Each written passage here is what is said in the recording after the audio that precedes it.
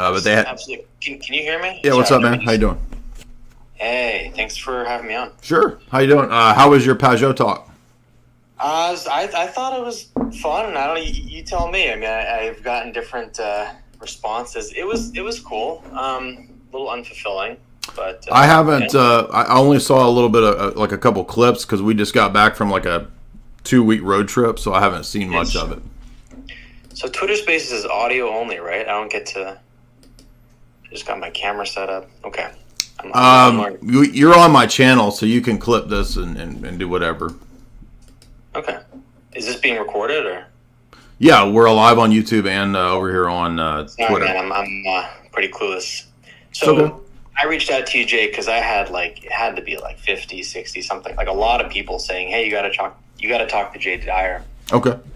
And so, because my conversation with Jonathan Peugeot, the purpose of that conversation, the reason I set up the call, the reason he spoke to me, is because I wanted to ask him questions about the work he does with symbolism. That's his thing. Uh-huh. And then we get into the call, and he mentions Christianity, and I couldn't help myself, and I was like, do you really believe in that? Can I ask you about your views? Can I push you on this a bit? And I said, Jonathan, I know this is not something that we said we would discuss, but here we are. Like, can I go into this? And he said, yeah, go for it, for sure. And so that's how we got into that conversation. And what I haven't had a chance to look at your channel. What do you focus on mainly? What's your topics? Yeah, so basically the question I asked him that I want to ask you is, I agree with you that there's a lot of value to be gained in practicing religion. I think we live in a world where it's difficult to create a system of morality and ethics outside of religion, and there's a lot of value to religion, okay? I think people should practice what they want to practice. That being said, I still think it's appropriate to say, well, hold on a minute, did the stories of the Bible actually happen? But again, I want to make it extremely clear to the listeners, I'm not saying this is so silly, you shouldn't practice religion. I'm saying there's value to religion, and it's a good question to ask, how do you know the stories happened? And I think you can be someone who practices religion or appreciates religion, but doesn't believe in the Bible word for word. So really my question is just, how do you know that the Bible, like the stories of the Bible, actually happened? Mm-hmm.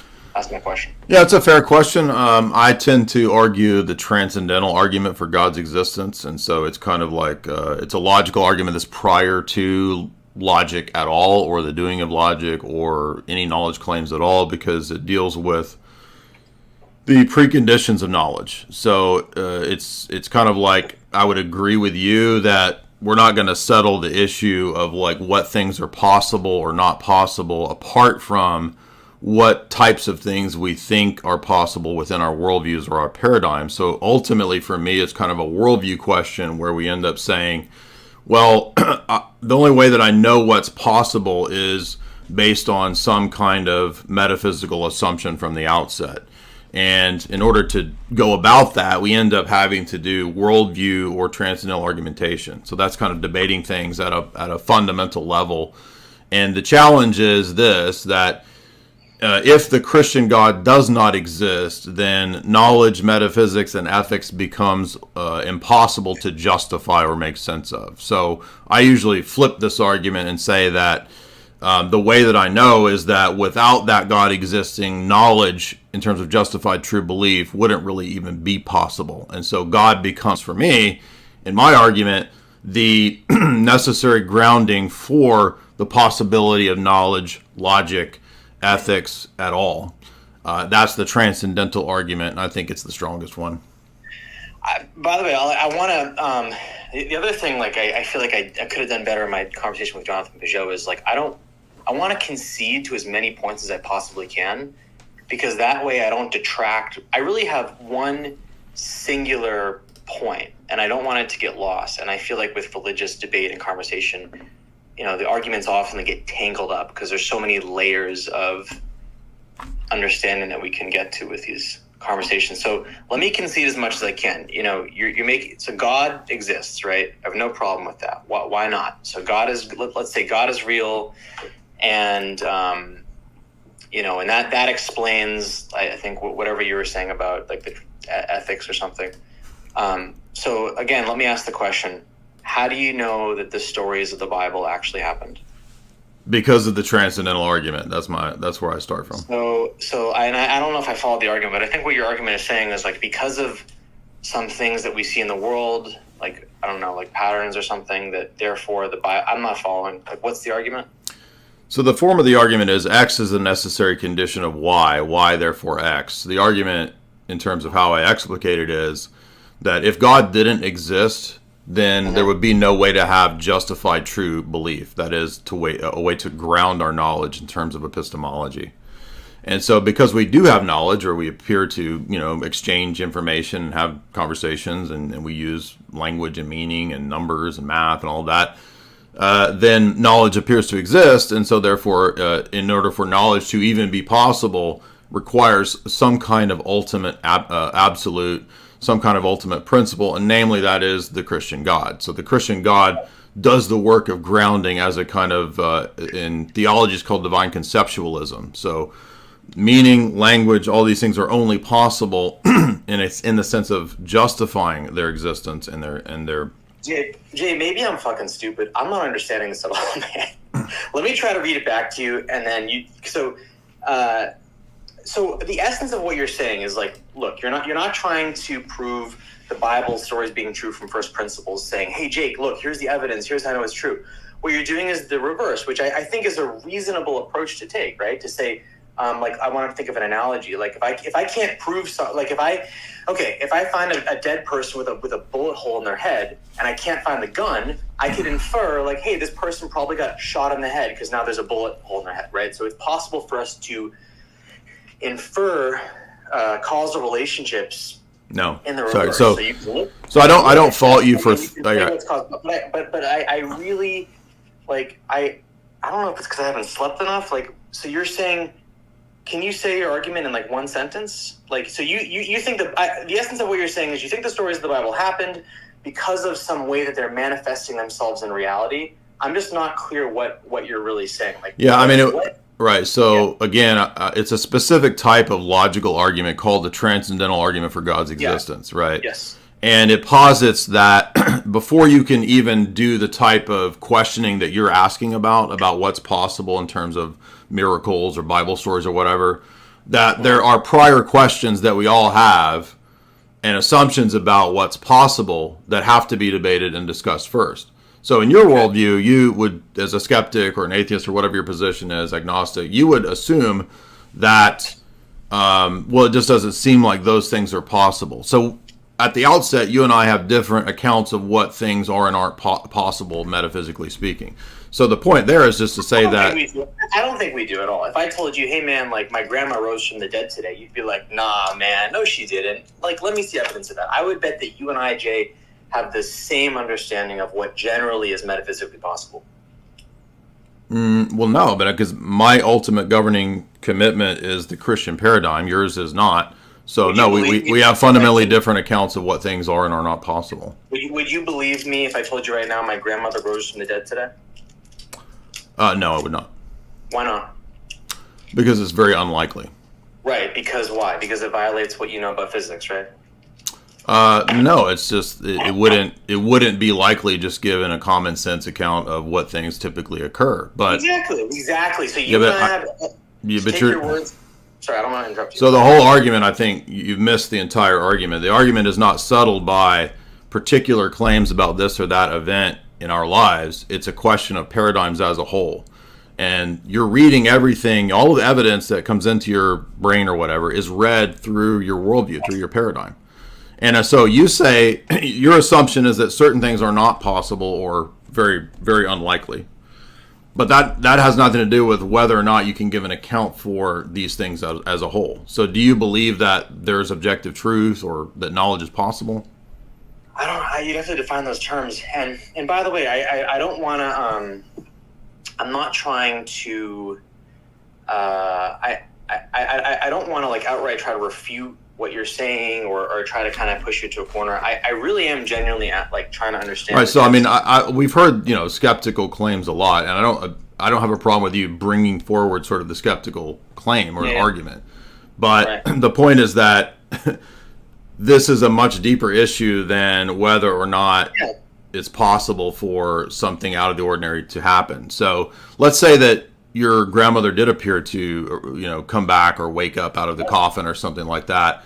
I mean, you would probably assume that even if that occurred, it wasn't a miracle. It was some sort of weird phenomena that we haven't studied or understood yet, or science hasn't given us an answer yet, right? So even if someone rose from the dead, it wouldn't necessarily mean that the supernatural is true, even in your worldview, right? No, I mean, if someone rose from the dead, I would be a believer, man. I would say, wow, that's pretty good evidence that something's going on here. I would, in that instant, I would try to find a religious. Well, don't you think that? So there's a lot of claims of this in the world, right? And most skeptics. Is my mic okay? Can you hear me okay? Yeah, I can hear. It's good because I got this Shure microphone. I don't know if it's coming. The audio on Twitter Spaces, it doesn't really give me an option to. You sound great to me. So. Do I? You sound great, yeah. Oh, thanks, man. You should see. Okay. So anyway, so you were saying. No, I mean, there are miracle claims all the time in the world, and most people do not accept them. They most of the time they will say, well, there's probably another explanation for that. And you don't think in the case of your grandmother you would look for another explanation? Yeah, so if I saw it, then I would say, wow, that's pretty remarkable. If I told you my grandmother rose from the dead, hopefully you would not believe me. You would say, dude, I don't believe you. That sounds pretty unlikely. Well, that's precisely why this issue can't be solved on what people's claims are, and it's Exactly. So that's why it goes to the paradigm level. That's the whole point of the transcendental argument. So let's then, I was saying I don't understand the transcendental argument. Let's drill into the transcendental argument. So I'm going to say what I understand about it, and then maybe you can elaborate a bit, and we can have a substantive conversation about this argument itself. So the transcendental argument, as I understand from you, is that we understand the divinity of the Bible or of Christianity based on the causes of that source. So based on what we're seeing. No, it's not the causal argument. We're seeing in reality. So let's just dig into that. So what is it about the world? Right, so the transcendental argument is prior to the teleological argument, is prior to the causal argument. It's before all of those, because it's an argument about the possibility of arguing at all. So it's a meta-level argument. Are you familiar with meta-level argumentation?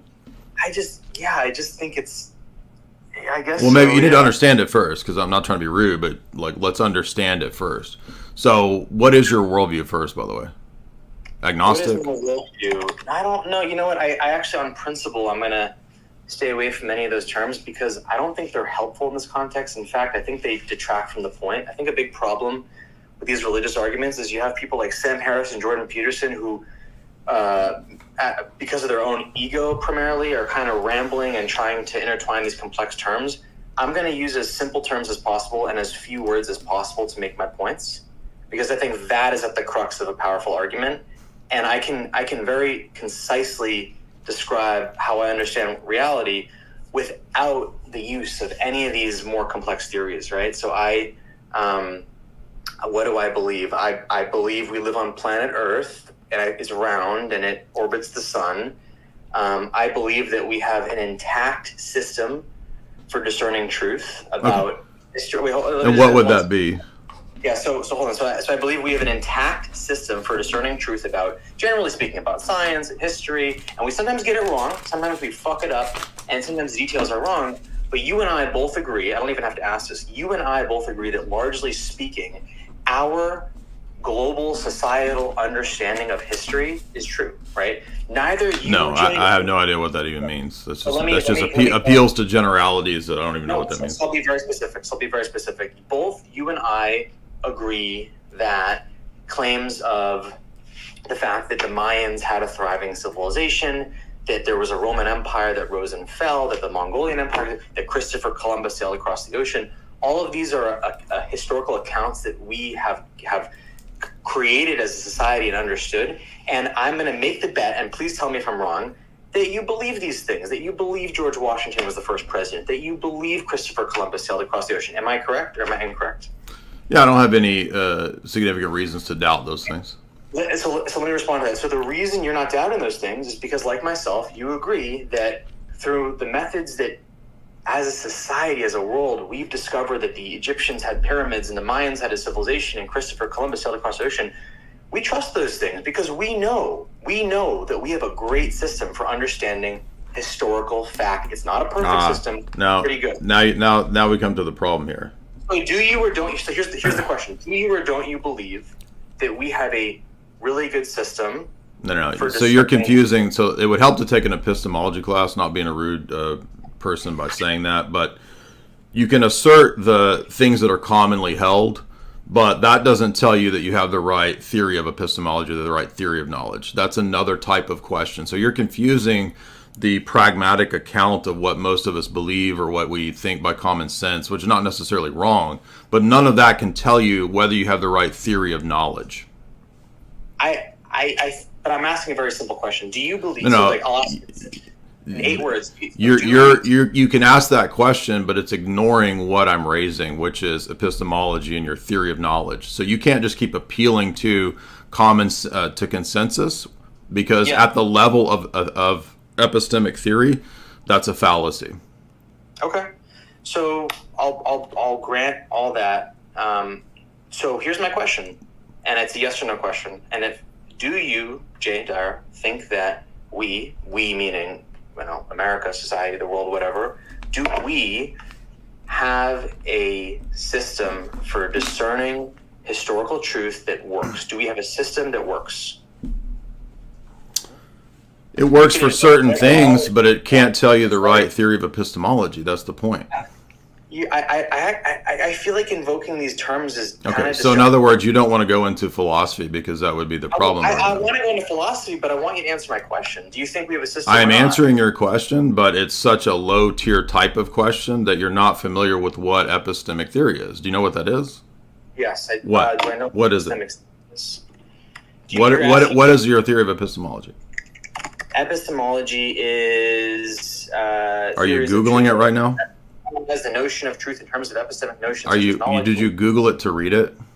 I Googled it because I don't. Yeah. Right. So you're not even aware of what the issues are. The question was, what is your theory of knowledge? Not do people believe things through common sense and consensus. Do you understand that consensus is a fallacy? Consensus is a fallacy. Sure. Yeah. That can be a fallacy if everyone just believes one thing. Okay, so your epistemic theory was grounded on a fallacy because you said, well, what we know is what we all know, what America and the world has determined. I'm asking you a question. Do you think that That's a tu quoque. What's that? I don't know what these are. So you don't know what these. So why are you trying to debate these things if you don't know the basic fallacies?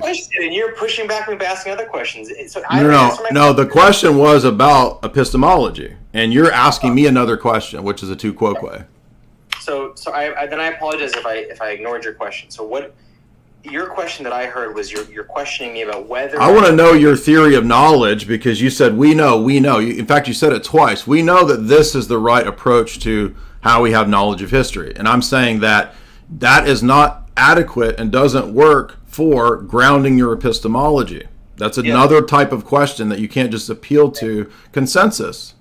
Yeah. So I don't know that. So let me try to answer your question, Jay. Have you had a basic philosophy class? I'm not trying to be rude to you, but I can tell that you haven't. I have. You have, but you didn't know what epistemology was. I don't know the definition as you're. Okay, but you would learn that if you had a philosophy class. I had a degree in this. I just haven't. I just don't think it's relevant to the specific question. Oh, so epistemology is not relevant to the question of debate. Okay. No, sorry. So it's been a while. So the theory of knowledge. Okay. So now I remember what it is. Gotcha. So now I remember what I learned in undergrad about epistemology. I'm with you. It's an ontology, and there's all these terms. I just look, to be honest, I don't think. Right. So you're going to go back to appealing to avoiding the question, right? You're going to go back to appealing to your basic question. What's your question? Your question is, what is epistemology? Is that your question? Wow. No. You said that we have a basic way for discerning truth, and we know and we know. You said it twice. We know, right? And I said, how do you know that that's the right criteria for determining truth? That that's the right epistemic criteria? How do I know? But I don't think you want to be asking that question. And the reason I don't think you want to be asking that question is because if that's a sincere question, then you're calling into question everything we know about reality. You're not even aware of basic philosophy. So okay. So if you're going to have a debate, you need to know the basic terms. Mimocracy.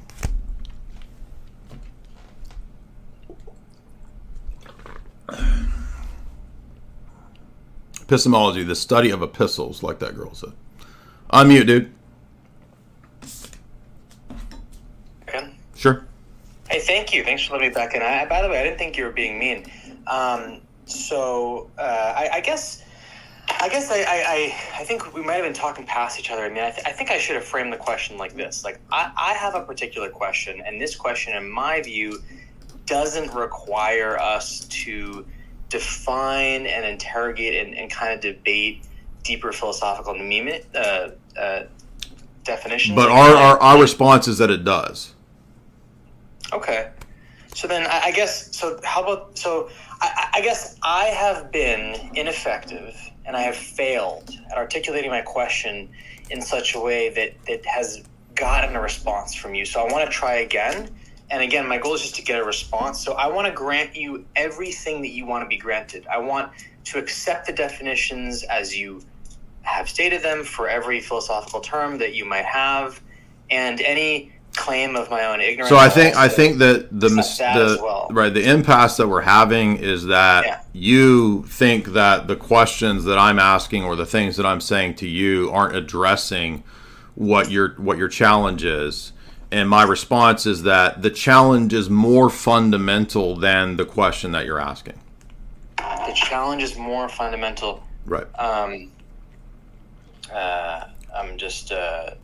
my challenge to you is more fundamental. My response is more fundamental than the level of discourse or dispute that you have about historical events and historical claims. Right, and so then if I'm, and by the way, it's possible that the way I'm framing this question is just not acceptable. In which case, I tried and I can chalk up my losses. But I guess here's another question. Let's say you're going for a walk one day, and a 5-year-old walks up to you and he says, "Hey, you're Jay Dyer," and you're like, "Yeah." And the 5-year-old boy is like, "Hey, Jay Dyer, I have a question for you. Do we as a society have a way of ascertaining historical truth? Yes or no?" What would you say to that 5-year-old? Again, if you restate this, it's ignoring the question that we're asking, which is that you're assuming a whole bunch of things that have not been demonstrated yet. Because the way that the question... I'm a 5-year-old, I'm asking a question. No, this doesn't work. Again, you don't understand why this doesn't work. But I mean, I'm not trying to be rude to you, but like, there's a reason why philosophy progresses in the direction that it does, and certain things happen the way that they do. It's not something that's divorced from life and reality. Yeah. And so I'll do whatever it takes, man. I will do whatever it takes to get you to answer my question. Like, what do I have to do? What do I have to answer? I'm not really even understanding. How do I get you to answer his my question is, let me see if I restate it. The question is that if we have a reliable way to go about... Do we have a reliable way? That's my question. Again, you don't understand the question, the response. Because it's a paradigm level question, you can't just respond with the way that many people operate as if that addresses the paradigm level question. Does that make sense or no? I'll answer really easy. Be mean to me. Tell me what I need to do. I will do anything, man. Well, I'll tell you. Whatever I need to do. Just answer my question. How do I get you? What can I say to get you to answer my question? I'll give answer you more definitions? Like, what do I do? I'll answer it. Yeah. People do have a reliable way. I argue this in my paper.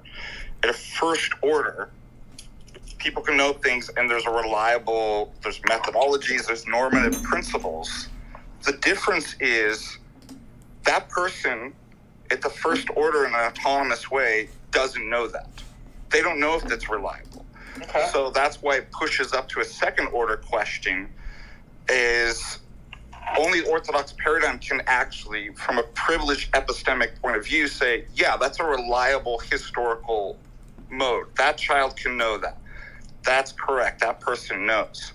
So apart from the Orthodox paradigm, people don't know that they have a reliable method. Does that make sense? So Father Ananias, and by the way, I'd love to speak with you sometime. A lot of my viewers so I did this, what became a debate. It was an accidental, impromptu debate with Jonathan Peugeot, during which I was very apologetic. I really didn't want to progress it, but we did, and I thought it was interesting. So a lot of my guests, my viewers of that debate, wanted me to talk to both you, Jay Dyer, and you, Father Ananias. So if we can, I'm going to reach out to you. Hope we can connect. So, Father Ananias, my question is, do you, Father Ananias, believe that we as a society have an accurate or effective way for discerning or ascertaining historical truth? yes, I absolutely do believe. Awesome. Great. Thank you. Okay, my next question is, given that you do believe that we as a society have a way of ascertaining historical truth, and by the way, one of the amazing products of that ability to discern truth is history textbooks, okay? So here's my question to Father Ananias. Because you believe in the system that we have for ascertaining historical truth, which has resulted in products like history textbooks, my question to you is, why are the stories of the Bible not in history textbooks? Why are they not in the history textbooks? Yes, that's my question. When do you think the first textbook was? Do you really want to? So let me ask you. The first textbook was after a lot of history that's recorded in the textbooks, right? We were able. The first textbook is after the history in the textbooks. Oh, so, yeah, big time. Do you think that the Mayan civilization had history textbooks? Dude, come on. I asked you a question. When were the first textbooks? When were the first textbooks? I don't know. I don't know the answer to that question. So wait a minute. Your question is premised on that history textbooks should and ought to have the biblical stories in them if they're going to be reliable. But you don't know when the first textbooks were written. It depends what you mean by textbooks. So what do you mean by textbook? This is your argument, dude. You have a really interesting way of Okay, here we go. So you have a low tier. You have it's like a kindergarten level epistemology, and when we reply with the nuance that's necessary for these questions, you act like we're short. Question. I'm saying I don't know, and you're saying that your argument's bullshit. I'll respond. Well, you ought to know if that's what your argument's based on. By the way, it's not. It isn't. It's irrelevant when the first history textbook. So we ought to go by history textbooks. Who cares when they and where they come from? Why don't they have the Bible? The first history textbook was in 1482. There's your. Did you just Google that? Like you Googled it earlier? This isn't. So you debate with Google. I understand what this has to do with the reliability of the scriptures, which themselves are historical accounts. I could answer and be like, I don't know. I could speculate, and I could give you answers. Why aren't they recorded in history books? Please, but it has nothing. This has nothing to do with whether it's true or false. Exactly. Whether it's true or false or reliable. I'm asking why is it on the history textbook? That's what I'm asking. But that's irrelevant to whether it's true or false. You don't. So again, you don't. Actually, I'm not going to answer it. I can't, and I'm not going to, because I think it's going to drive you to a more important point. I'll say I don't know. How about that? I don't know this. I want to get into Father Ananias, and There's lots of things we don't know. But do you see how that then leads to that question? But it's irrelevant whether that's a reliable method. But you already agreed it's a reliable method because I asked you, do you believe we have a method? Yeah, but we want to know. Yeah, because of the historical text. Yeah, right. We want to know though, like why you think it's a reliable method, because your argument is assuming that, right? Well, Father Ananias already said it is. So no. I want to know why you think it is. And you do too, by the way. I want to know why you think it is. For the same reasons that you do. That's why I do. No, my reasons are ultimately theistic. I want to know why you think that's a reliable method. What's the criteria that we're supposed to go by here?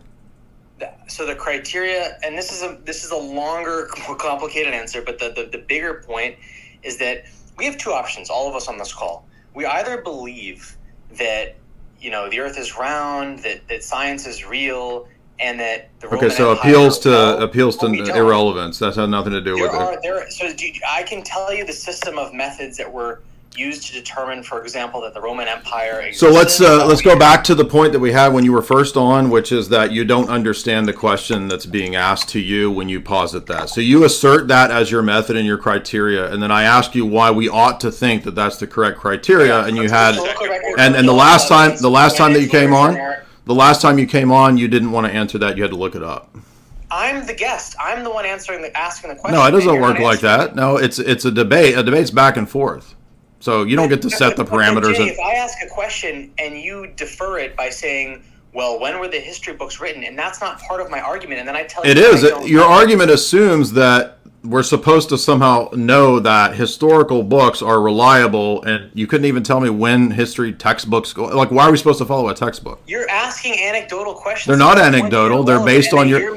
I'm questioning your assumptions, which you haven't questioned. That's what epistemology does. So first of all, I gave you the answer, 1482. No, you didn't. It's totally irrelevant. You don't understand. Do you understand what an arbitrary ad hoc argument is? The fact that something... that's what you're making continuously. I'm making it. So asking you questions is arbitrary and ad hoc. Yes, correct. Asking a question about the date of a history textbook when it's irrelevant to the point I'm making is an ad hoc. You're deviating from the point. It's a form of hubris, frankly. Father Ananias was able to answer it, and to answer your question, the way we just simply said that it's all irrelevant, and I'm only bringing up the history of when they started as to point out that if history textbooks, I answered your question. If history textbooks come from the 1400s, why would we expect that they would record things that are 6,000 years old?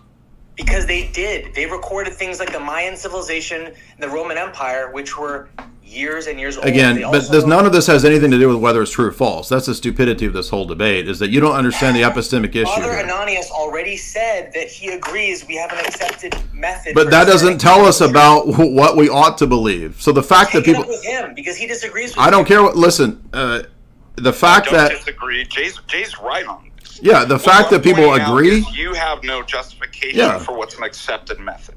We do, and this is why it goes into a presuppositional and transcendental argument for the existence of God, which in part is part of the grounding that we know that these are historically accurate, because the impossibility of the contrary to establish outside the worldview of orthodoxy in the scriptures on the entirety to make any claims whatsoever.